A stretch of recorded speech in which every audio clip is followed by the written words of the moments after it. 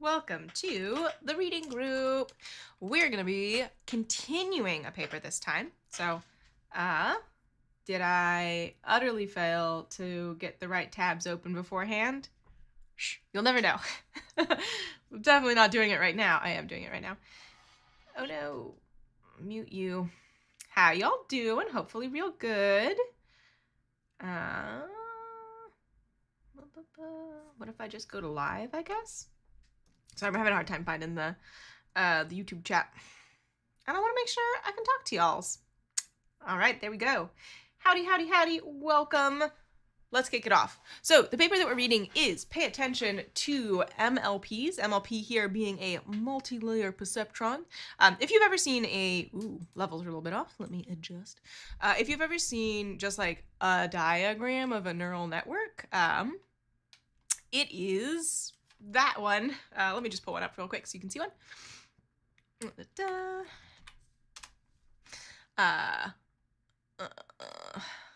we go. Pop this open a new tab. Pull it over. So it's this one, right? Where you have, an input layer, one or more hidden layers. This is what makes it deep learning. And it is all feed forward, right? So all of the information goes from the input layer to the output layer through the hidden layers. It is not recurrent, right? So it doesn't look at previous outputs in the sequence or previous inputs and outputs in the sequence. It only considers things at one time point. It does not do convolutions, right? So there's no, pooling across different layers that you might see in a lot of, hey, Amina, welcome. Good to see you. So there's not like a pooling like you might see in a convolutional neural network for computer vision. And it is not a transformer because there's a lot of reasons why it's not a transformer. A transformer is a very specific architecture, but transformers use attention. And this particular paper, instead of attention, right, that multi-headed attention architecture that they propose in the Vaswani et al. Paper, also from Google Brain, as is this paper, then it's different. That's just what I'm gonna say there. And then each of these nodes has a weight and a bias attached to it, which may or may not be trained depending on your specific implementation. So we are replacing the attention part of transformers, which if you are familiar with the transformer paper, it's called Attention is All You Need. With a multilayer perceptron. And the benefit to this is that multilayer perceptrons, even though they have, in this architecture, they have a sort of a gating aspect where you have a second trained matrix, right, that starts as just like the identity and then is updated over time. That is a, 2x2, right? Or not. It's a two-dimensional matrix, right? Rather than a tensor, and as a result, there's far fewer parameters. So that was the architecture. And they talked about that in the paper first bit that we read last week. Hi, Chukwudi. Sorry if I'm saying that wrong, but hello, welcome to the stream. Happy to have you. Coffee. Okay. I really like coffee. Those of you who have watched my reading groups before know that I am a coffee fan. So other than that, they're using the basic transformer architecture. So what is different is that instead of multi-headed attention, or straight up any attention, they're using this multi-layer perceptron, which is a feed-forward block, and then this additional two-dimensional matrix that is trained that they're calling their gating unit. And I believe also it's only half of the channels. So this is something that I think we'll hopefully get a lot more information about in the NLP applications part of this paper. So this research group works on different architectures for neural networks, but also they're primarily a vision research group, and like sometimes we'll do language. And channels in like a vision project would be things like pixels, like red, green, blue. I don't know what that means in a language context, so we're gonna hop in and find out. And that's where we are so far. We talked about the architecture. I mumbled to myself a lot about these numbers. I'm still not 100% positive which of these variables maps to which of these variables. We talked about that last week, and I don't think it matters a whole bunch because I want to know how it works. And the sort of the big reason why you would use this model over an attention model is, let's see, they mentioned it somewhere in here that we talked about. Blah, blah, blah. Yeah, okay. So this is, right, this is the kicker. So this model had 66% less parameters, which makes sense because instead of the full attention architecture where the keys, weights, and values are all trained, right, and that's 3 dimensions, and, multi-headed, so also that is, duplicated for each head. Instead of that, you have this feed-forward network and then your 2-dimensional matrix for gating, which is also trained. So the number of trainable parameters is reduced significantly. Here, more than half. So this is going to be a third of the size of an equivalent transformer model, but they saw performance gains, right? So you don't have as many trainable parameters. And what that means is A, you have less risk of overparameterization. B, you need less data to train it. Generally, the more parameters, the more data is required to train it. And you probably need less time and compute to train it because the more operations you need to do to, do your gradient descent and update all your weights and biases, blah, blah, blah, blah, blah, blah, blah, the longer it takes. And time is money when it comes to compute. So this is why you would use it. Let's see how good it works on language. So they have a whole section on computer vision that I'm just going to skip because I just don't have the, I don't have the background to evaluate that well. And I am also only really interested in the language bits. So let's hop in. Masked language modeling with BERT. Here we conduct empirical studies over the masked language modeling task, MLM. MLM also, it's a very overloaded acronym. And the masked language modeling task is basically a fill in the blank. So you have your corpus, you have a bunch of sentences, you remove a word from the sentence, you're like, what's the word? Language model, and then it tries to guess from your given vocabulary. I say word, token. It doesn't necessarily have to be a word. The input-output protocol for both pre-training and fine-tuning follows BERT, another Google paper. Different from transformer-based models, we do not use positional encodings. So this is something in the BERT model where attention does not care about order in the way that a recurrent model does. So it doesn't, right? My attention heads, they're looking at all my input sequences, they're looking at all of them at the same time. And they don't care about their relationship to each other. So the final step in a BERT model is a way to get information about the relationship of the input tokens to each other back out, because the middle of the model just ignores it. It doesn't matter. So this is called positional encoding. And that's what they're talking about. And they're saying, we don't need to do that. We also find it unnecessary to mask out pad tokens in GMLP blocks during fine-tuning, as the model can quickly learn to ignore them. So this is where you have a set input length. If your sentence doesn't fill the full input length, you add additional blank tokens at the end.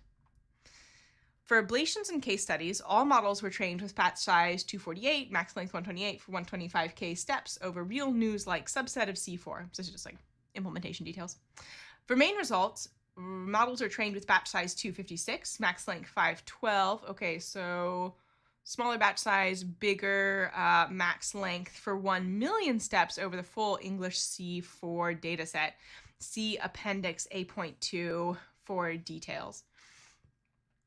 So you might notice that this one is being trained on less data for less time, and this one is being trained on more data for more time. And that makes sense for ablation studies, because in ablation studies, you have to train multiple models, removing bits, that's what the ablation means, and then comparing the results. And if you are training multiple models and you're using your biggest possible training parameters, that is expensive, and B, the environmental impact of training a large model is not nothing. And if you're doing a lot of them to compare them, it's really not nothing. So that's why that size difference is there. And I think that makes sense. More details in the appendix. Always love to see that. Our preliminary mask language modeling experiments show GMLPs always learn toplets-like matrices as the spatial weights. What's toplets? I'm just gonna search that. Toplets.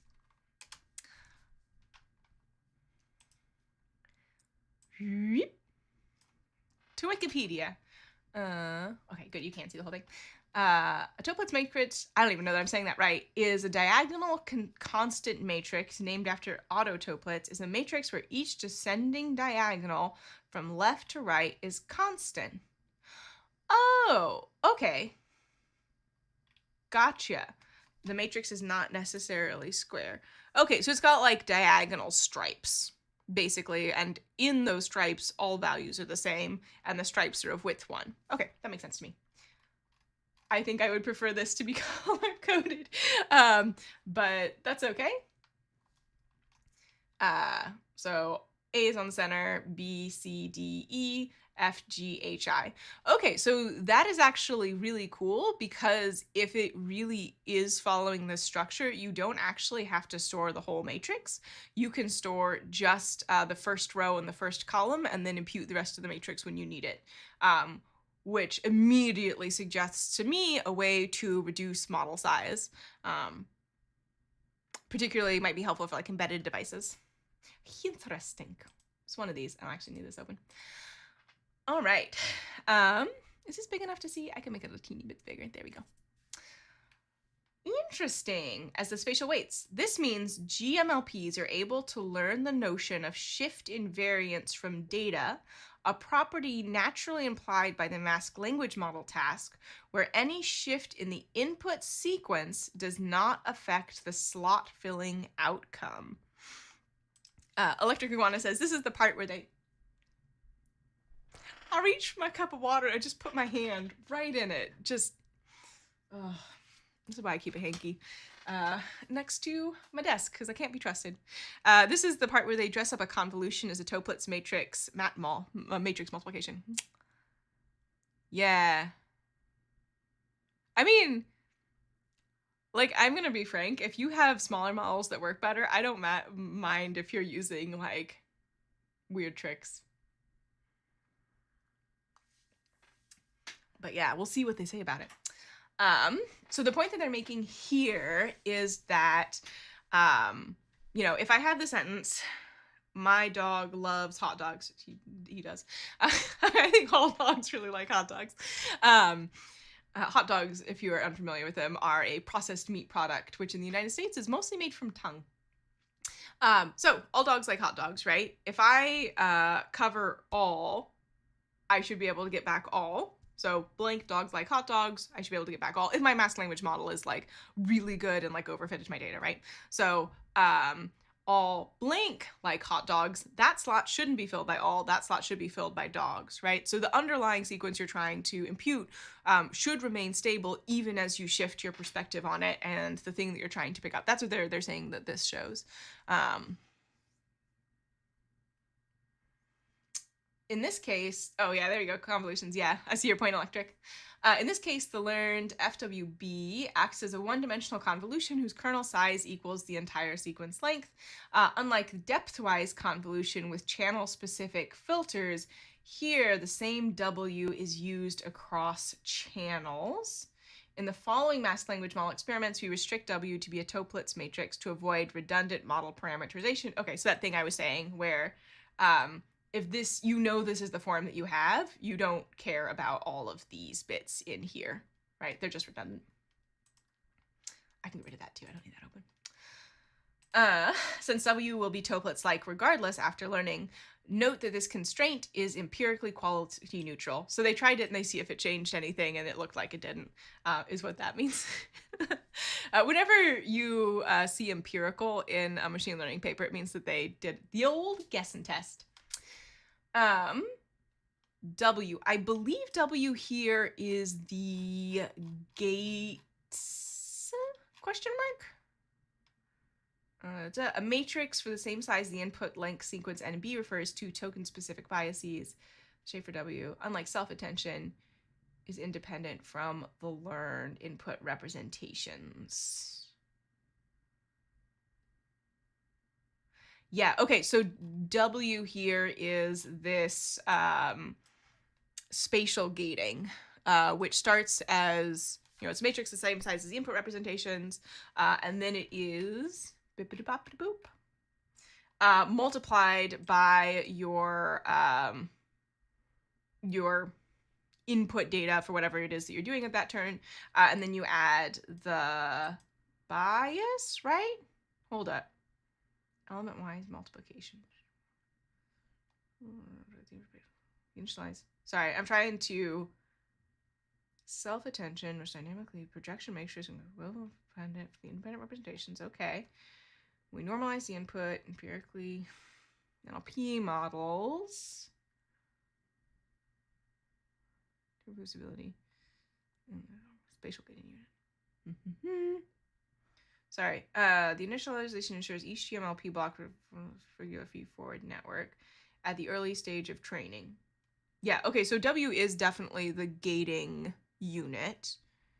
And, oh, gotcha. Okay, so what is happening here is that the bias starts as 1 and W starts as zeros. And they say that that is for training stability. There is, if you've read I want to say it's the BERT paper, they report that something like 16% of runs were degenerate, so they just never converged and got really funky and they had to be thrown out, which is a lot if you're training a big model. And they're saying, I think that they're saying that they can get around this problem of not being able to have, consistent trainable runs that end up being, that end up converging and being stable by doing this initialization. So W starts as near 0, probably it's a float, so it's not, it's close to 0. And then B starts as 1, so when it starts off, this is always going to be 1, right? Because 0 plus 1 is 1, and then you do element-wise multiplication, so everything in the input sequence gets multiplied by 1, and then as these are trained over time, the effect of the gating unit changes. And I would imagine that it is probably going to be substantially different at different layers of the architecture. Because it's taking the basic transformer architecture, right? So there's a bunch of stacked models on top of each other. All right, that makes sense. What were they saying about W? I have straight up forgotten. Okay, and it is that W, it is that gating unit that ends up looking like this.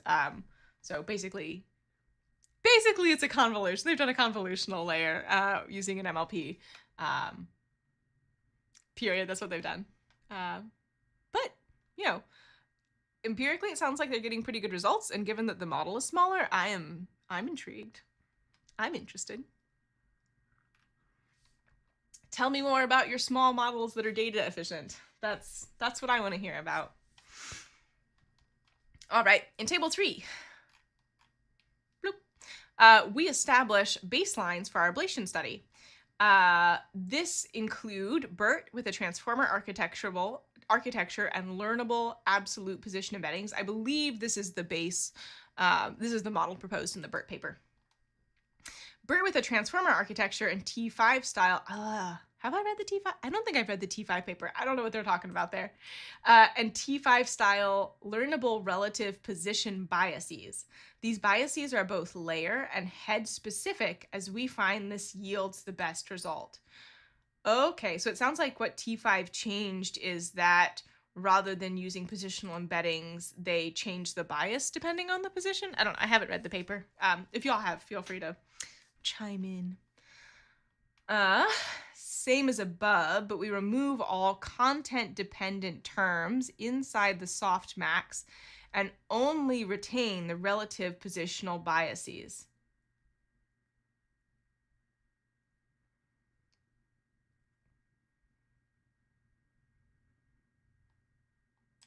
So they're only looking at position, I think.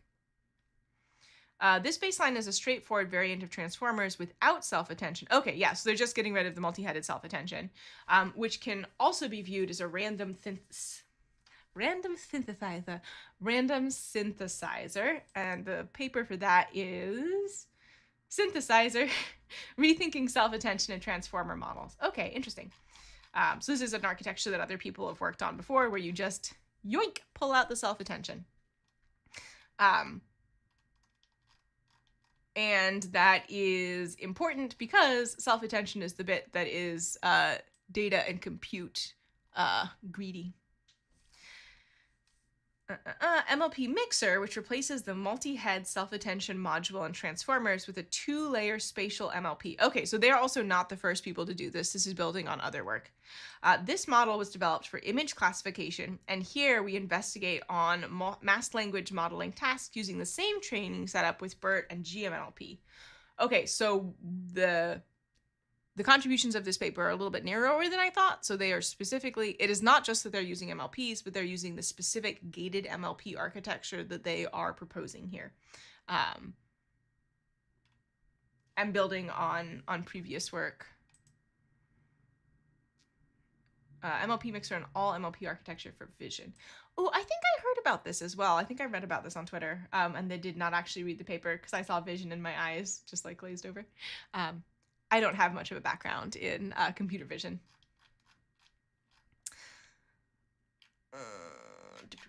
Too far. We compare these baselines against several versions of GMLPs with similar sizes in Table 3. Note that multiplicative, split, last row is the spatial gating unit we described in the methods section. Oh, they're splitting on the rows. Okay, so looking at half of the sentence. Half of the sentence or input sequence gets the matrix, the other half doesn't, I believe. I think half the sentence gets the gating unit, the other one are just used as raw embeddings. Interesting. First, spatial gating units outperform the other variants in Perplexity. This is a language of, this is a measure of language models that is pretty commonly used. Secondly, and remarkably, GMLP with SGU also achieves Perplexity comparable to Transformer. Note the difference between the strongest baseline and ours is insignificant relative to the Perplexity change when the models are scaled. See Table 4 in the next section.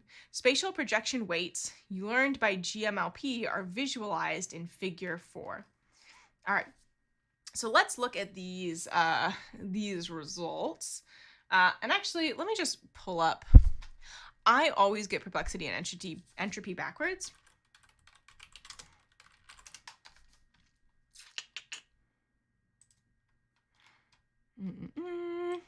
Am I pulling up Wikipedia again? I am. Perplexity is, and you can see I've been reading about information theory previously, is a measurement of how well a probability distribution or probability model predicts a sample. So way back in the day, and by back in the day, I mean like 2015, language models were primarily statistical models of, conditional probabilities of an output string given a specific input string, where those conditional probabilities were computed against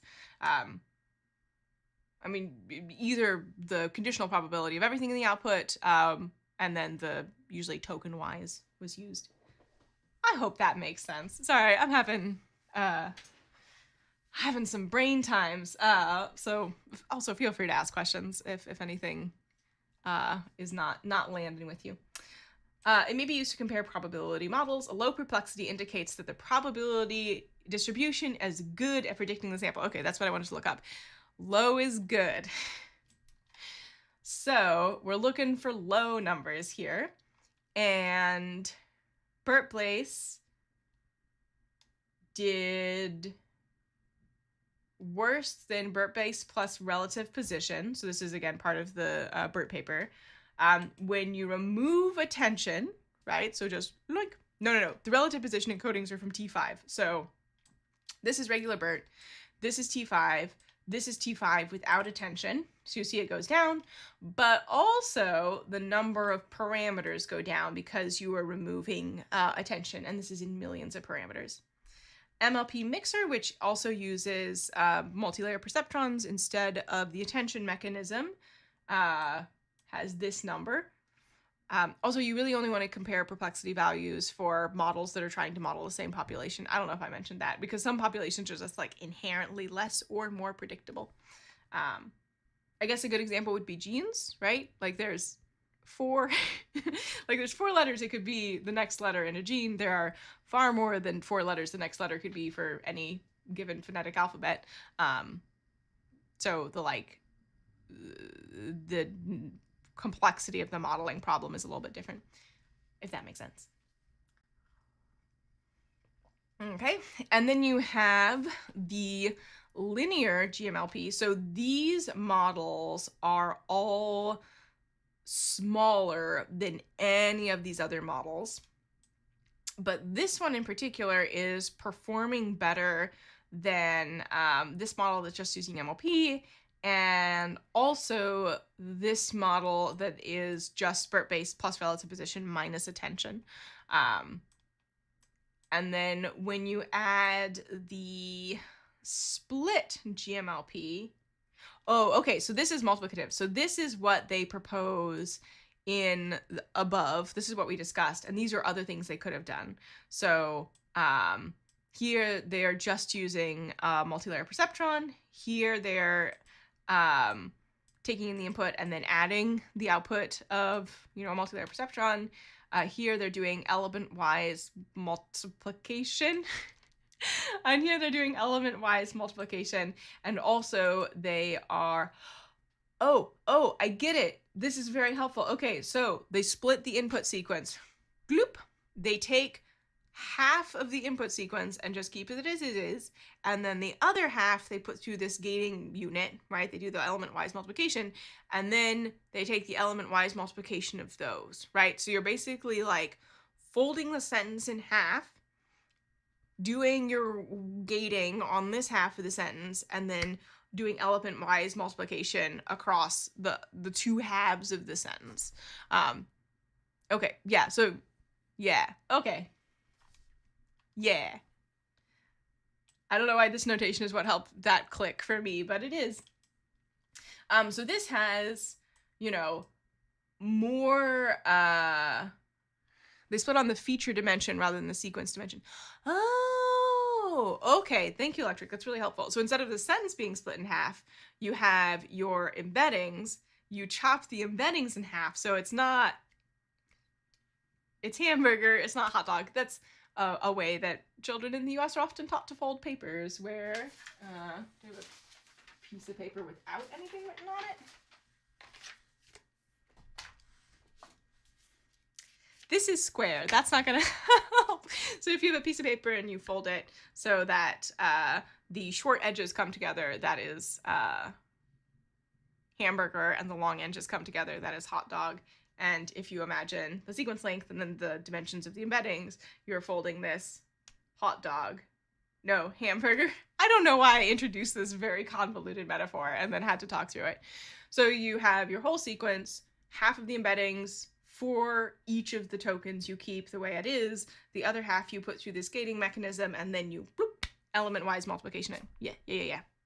So you don't split the sequence, but you split the hidden dimensions into 2 parts. Yeah. Thank you. That's really helpful. I'm picking up what you're putting down, and now I'm picking up what they're putting down, and I'm going to carry it around. Water. Okay, so this model is still smaller than either the MLP mixer or any of the BERT models that have attention, but outperforms BERT base and is, you know, more or less on par. Like, this isn't a huge difference. More or less on par with, you know, BERT base plus relative position with, again, fewer parameters. All right. Have to run and enjoy the rest of the paper. Of course, yeah, thanks for joining. Hi, Ellie, welcome. So, MLM validation perplexities of transformer baselines proportion, blah, blah, blah, blah, blah. Yeah, all right, helpful. And then no positional encodings were used for mixer or GMLPs. So they are also snipping off the top layer of the transformer architecture for these models that is here in these models. And then here we have visualization of the spatial filters in the GMLP learned on the MLM task. For each layer in the model, we plot the row W associated with the token in the middle of the sequence. The x-axis of each subplot has a length of 128, which equals the number of tokens in the sequence. The learned filters appear to be smooth and have several types. Forward-looking, first and the second row. This one. Backward-looking, forward-looking, there we go. Backward-looking. Okay, so these two, this one, loop. They're saying that this one looks backwards, this one looks forwards. And bidirectional E second to last in the last row, this one looks both forward and backwards. I don't know how helpful this is.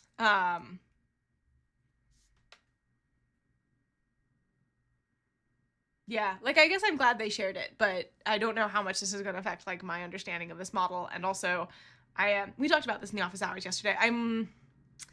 Chris mentioned being pretty leery of you know, attempts to try and understand human patterns of learning or see human patterns of learning with machine learning models, because machine learning models are not cognitive models almost always. If someone is doing cognitive modeling, they'll tell you. You'll know that it is specifically a cognitive model. The vast majority of machine learning projects are not cognitive modeling.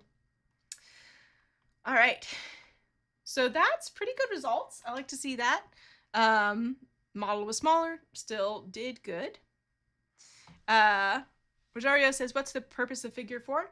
So I think this is something that I've seen a lot more in computer vision papers, and I think the authors are more in computer vision, right? So you sort of like look at the attention of the convolution layers within an image, and I think it makes less sense with language, right? So like, just an example, if we have a masked language model, right, and I have the sentences,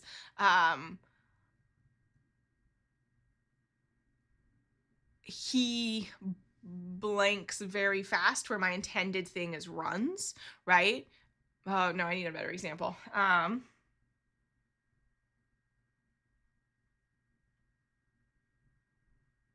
trying to come up with an example where there's subject-verb agreement, but there's like a gap between the subject and the verb. This is hard in English. we tend to squish our subjects and verbs quite close together, and also we just don't have that much agreement. We have a pretty impoverished morphology. Ooh, woo, woo, woo.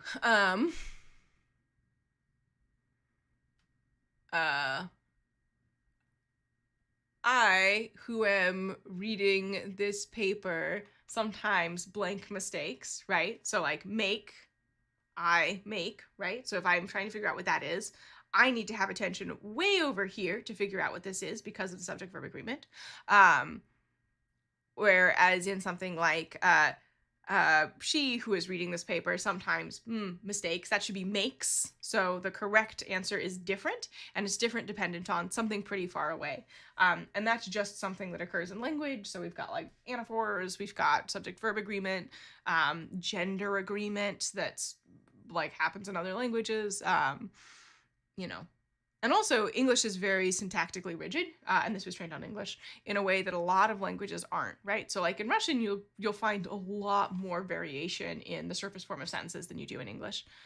We tend to put a lot of information in order that a lot of other languages put in morphological complexity.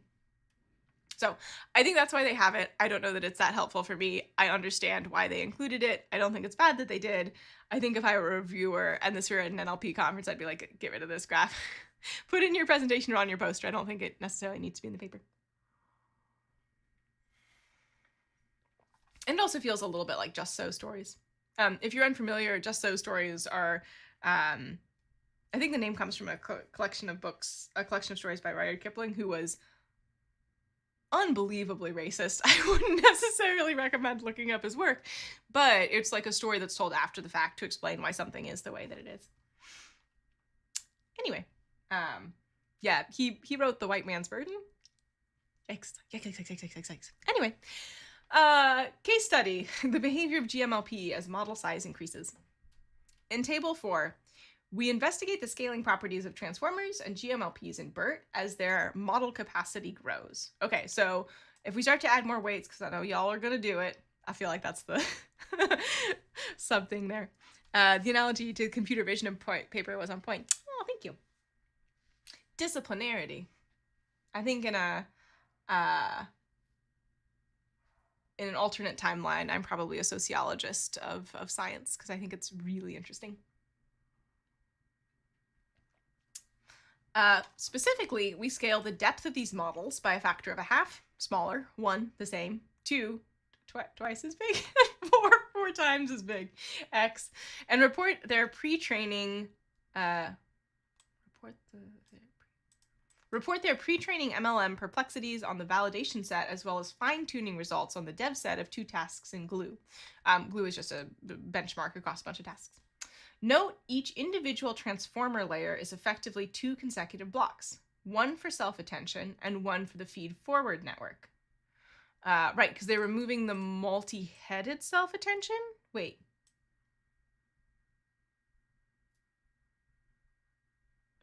Oh, okay, yes. I was like, so this is the transformer, like the base transformer that they are using. And in this paper for the gated MLP, they are instead not using the multi-headed self-attention and using just the gated MLP they're working on. In the table below, we use the notation of 12 plus 12 to refer to 12 of the self-attention blocks plus 12 of the feed-forward network blocks in the transformer baselines. If you're not familiar with transformers, which, like, why would you know all the details unless you've worked with them extensively? There's multi-headed self-attention, and then there's a feed-forward block, and then the next block. And I think there's also another normalization layer in there, but I'd have to go check it. I don't know if you can hear that, but there's a dog outside that's upset about something.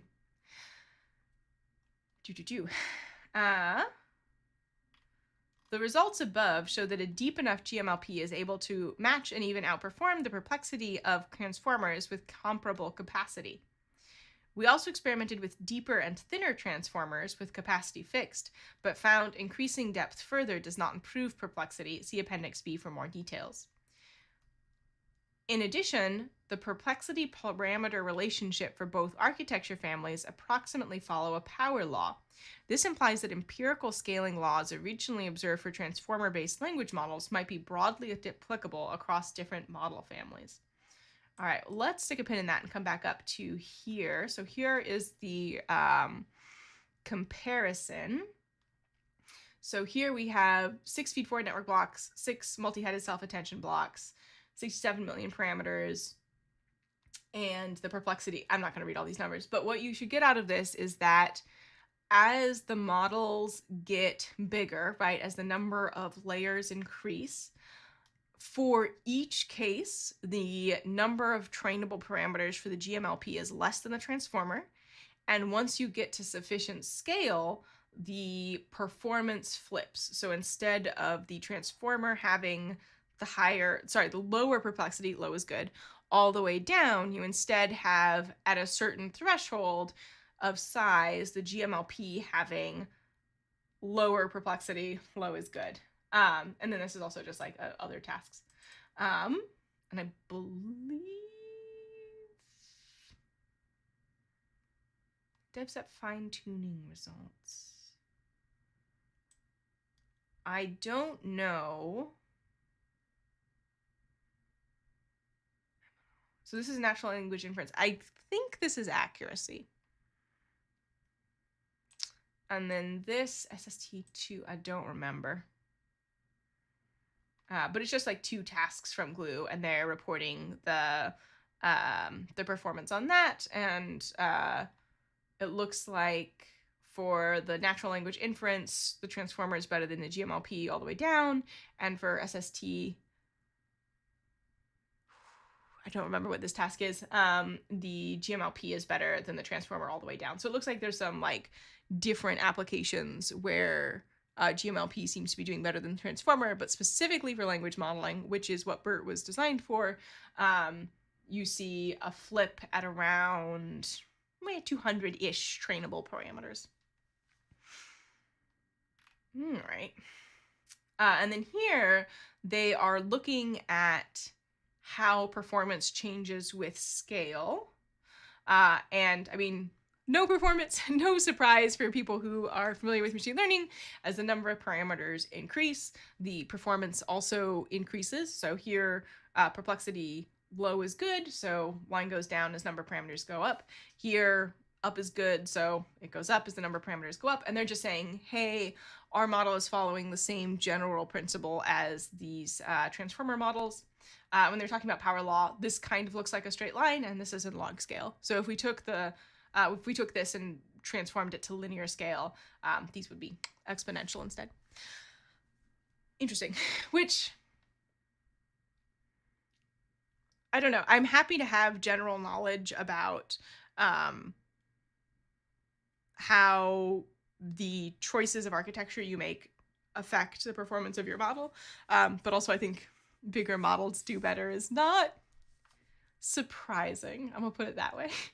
But, you know, it's nice to have like a citation to point to and to say, hey, that is true, not just for this model architecture, but also for this model architecture. Because particularly in research, like, you don't want to assume things, right? You want to look into them and make sure that they're true empirically. MLI is the entailment of a sentence pair, if I remember it correctly. Yeah, that sounds right. I think that's the task that the spurious statistical cues paper was on, where it found that, like, what Bert was paying attention to was the presence of the word no. I'm pretty sure. Yeah, thank you. Table 4 also leads to an interesting observation that the pre-training perplexities across different model families are not equal in terms of fine-tuning. While GMLPs outperform transformers on SST2, they are worse on MNLI. The results imply that the fine-tuning performance for NLP tasks is a function not only of the perplexity, but also the inductive bias of the architecture. Yeah, so this I think is really interesting. There's been honestly probably not enough work on how specific Myrtle Beach, how specific model architectures affect what your model can do. So papers that I know off the top of my head, there was one in, when I say off the top of my head, I say I can remember like the top line of the abstract, and if you pressed me for it, I could probably dig up the citation. But there's a paper at, I want to say, AAAI maybe, in like 2015, 2016, in there.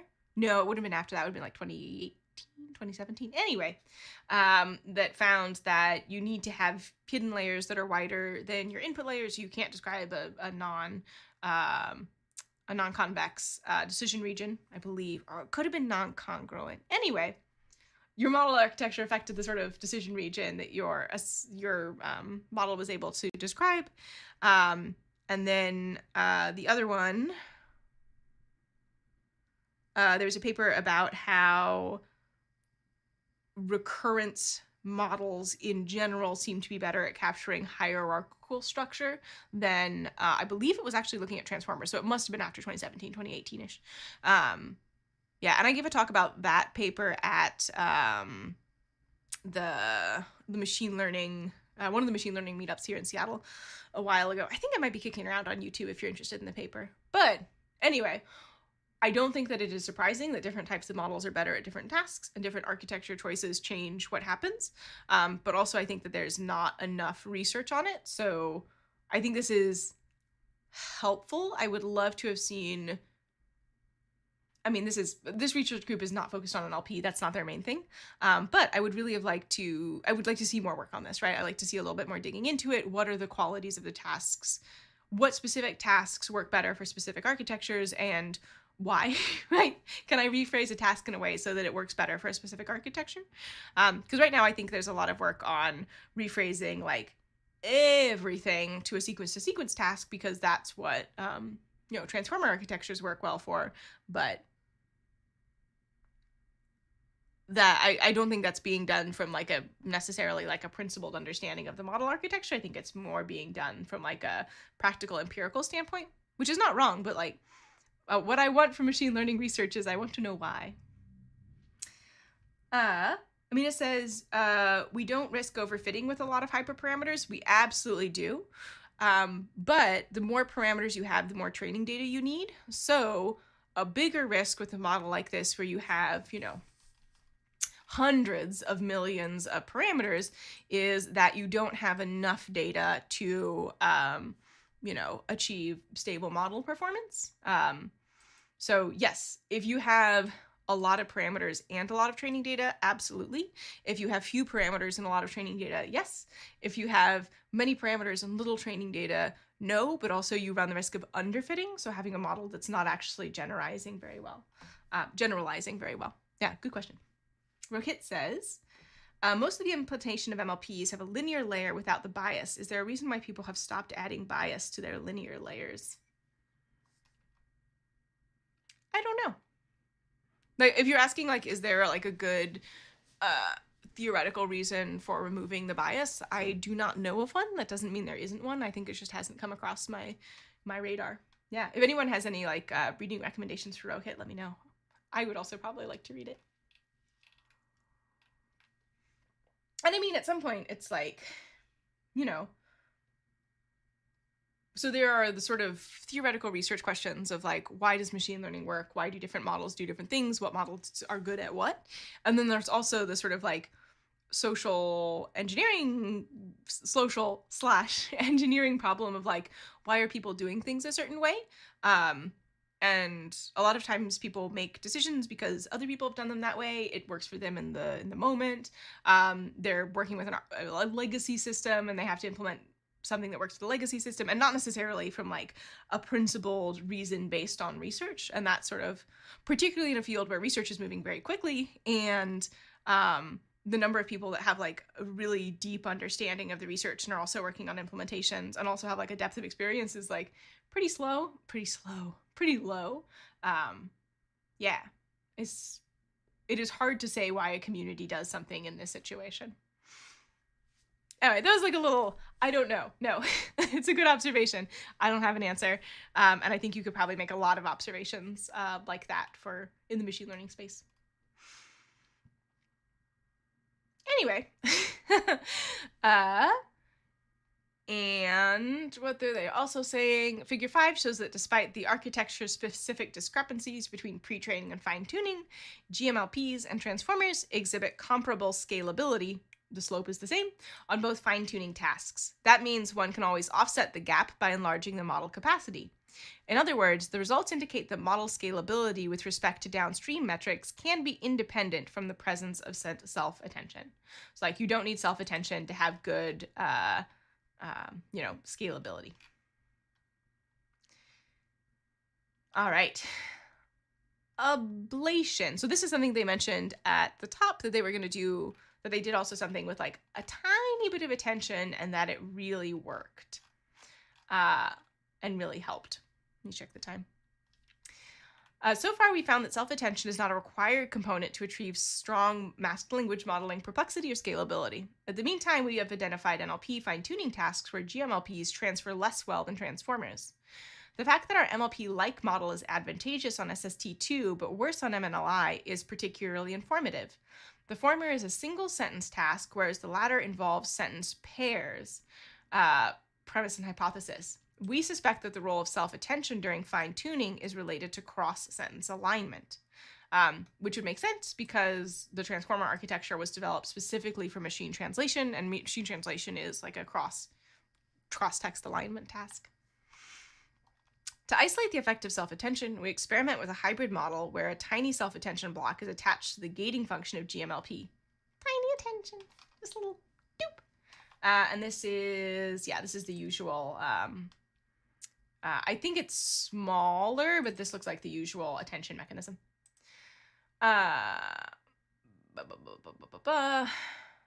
Since GMLP is already capable of capturing spatial relationships, we hypothesize that this extra self-attention module does not have to be heavy, and that its presence is more relevant than its capacity. That's what this figure is showing. This figure is showing spatial relationships, which transformers don't have.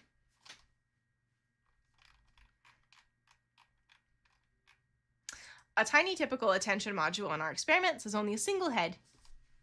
with size 64, significantly smaller than the typical multi-headed self-attention transformers with 12 head and a size of 768. In the following, we refer to our hybrid model, namely GMLP with tiny self-attention, as AMLP, A for attention. Thank you for that clarification. This is what it looks like. We investigate the transferability of masked language models via the calibration plots between their pre-training perplexities and fine-tuning metrics. Models evaluated included BERT base, GMLP, and its hybrid version, AMLP, with a 64-dimension single-head self-attention. How many is there? Is this in every layer or just in one layer?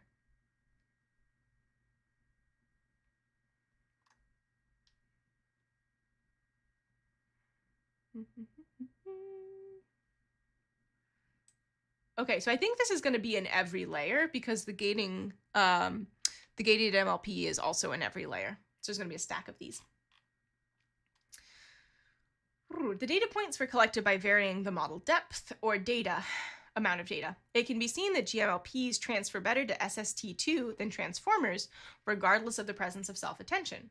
While GMLP performs worse on MNLI, attaching a tiny bit of self-attention is sufficient to close the gap. In Appendix D, we visualize the tiny self-attention modules in AMLP over MNLI examples, showing that they are primarily responsible for the alignment between sentence pairs. All right.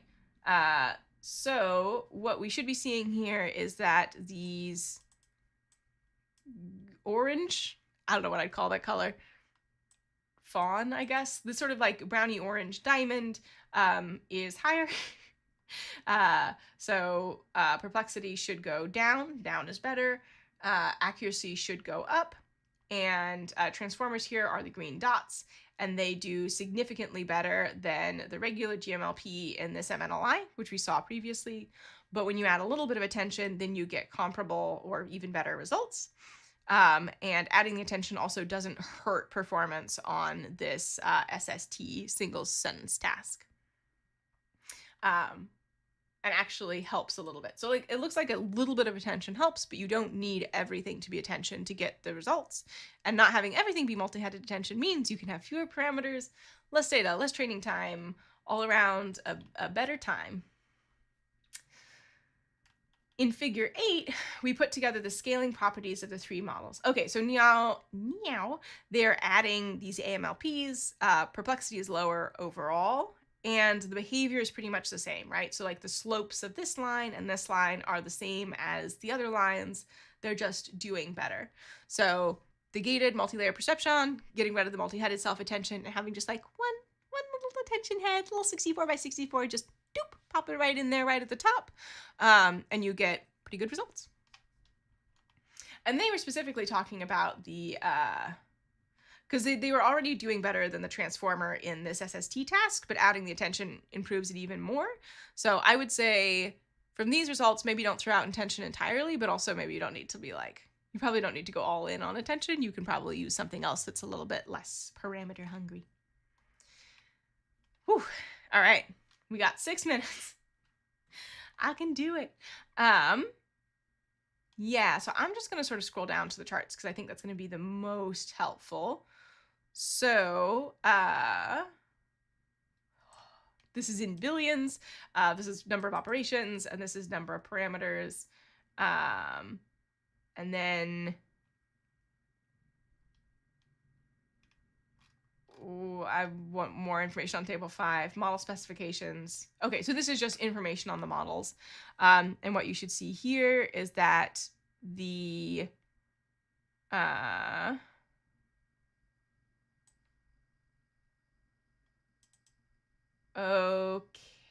okay, so here the dimensions of feed-forward network are the same. Here, BERT gets more dimensions in its feed-forward network, but the number of, I don't know what the big difference here is. The number of layers is changed, I guess. I'm trying to see how they're like making these equivalent, because here the equivalency between these base models is the number of feed-forward networks, and here the equivalency is ... It must be number of parameters, because this is probably as close as they can get within these architectures because they're constrained by the input dimensions. So I think this is constrained by number of parameters. This is constrained by the dimensions of the feed-forward network. And the perplexity. The lowest perplexity overall is the largest model, the GMLP large, extra large. No surprise. Again, like we saw the way the scaling works, this isn't, I don't think it's super surprising. And then the accuracy on these is pretty good. Squad is a question answering data set. I believe V2 is harder than V1. So Squad, pretty good. And then the number of parameters is just very big. But if you add attention, even with their base model, which has fewer parameters than BERT and definitely fewer parameters than GMLP, they are still seeing better perplexity. I would say pretty good performance on SST2.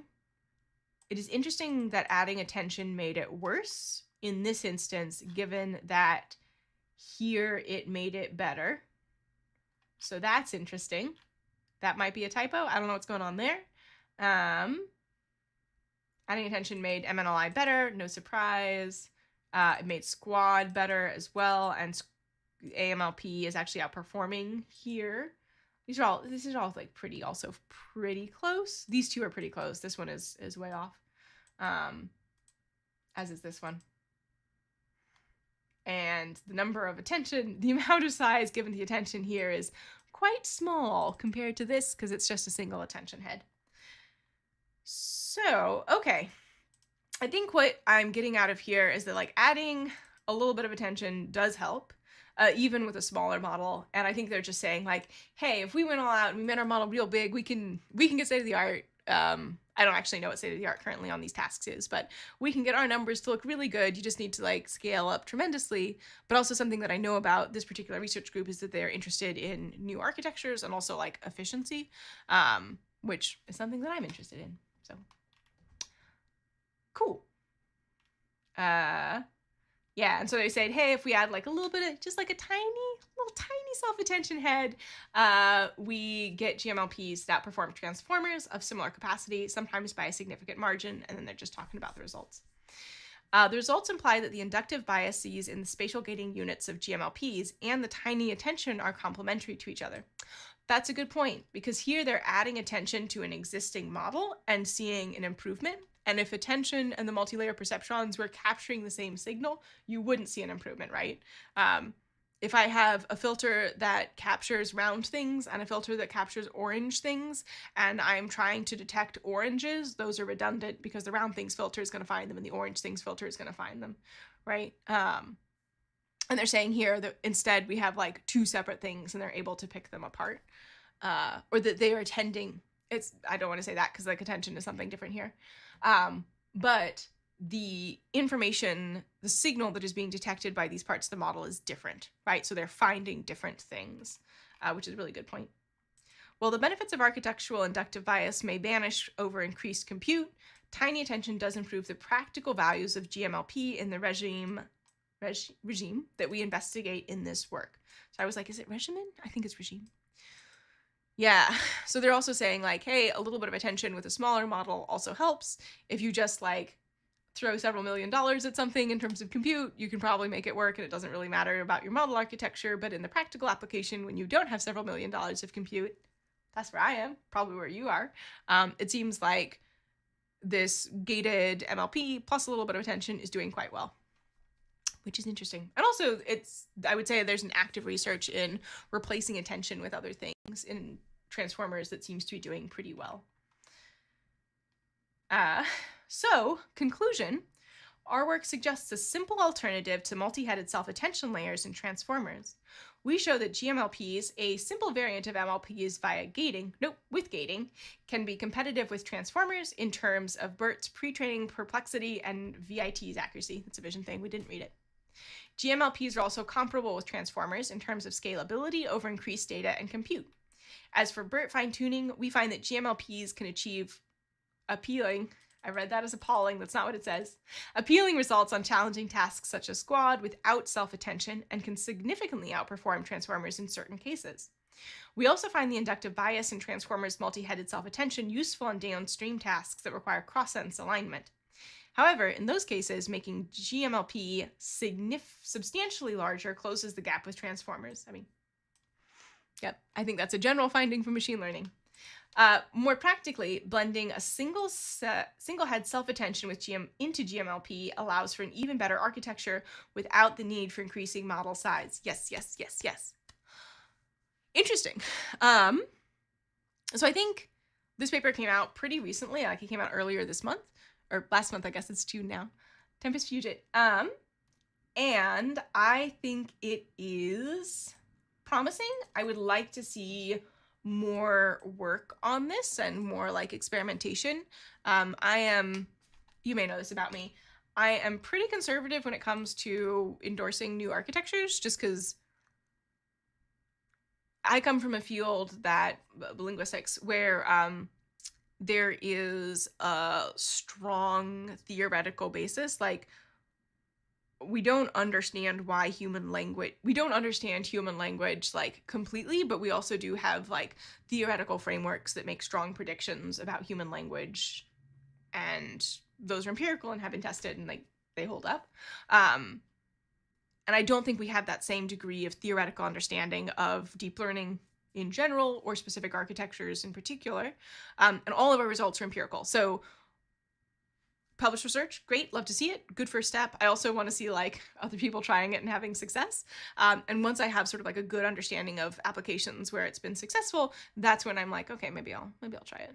But I'm pretty conservative when it comes to adopting new architectures because there's usually a learning curve. Like I mentioned, the degenerate runs with BERT. That's an expensive mistake to make. That takes a lot of time to fix. I prefer other people do it because I'm efficient. So that's the paper. Overall, pretty enjoyable paper. There's a bunch more information in the appendices that I'm not going to go over, but you are definitely welcome to. And this is going to be the... okay, so here they're saying here's what the shift in variance looks like in terms of what the gating matrix looks like. Yeah. Interesting. So I think I'm going to call it there. Let me know if you have any questions, I guess, in the YouTube comments, and then I can respond to them. Thanks for joining. We'll be back tomorrow with live coding. For me, I'll be coding something. We're going to keep trying to work on getting this this SQLite plus Docker issues ironed out. Yeah, and I'll see you then. Same time, 9 a.m. Pacific.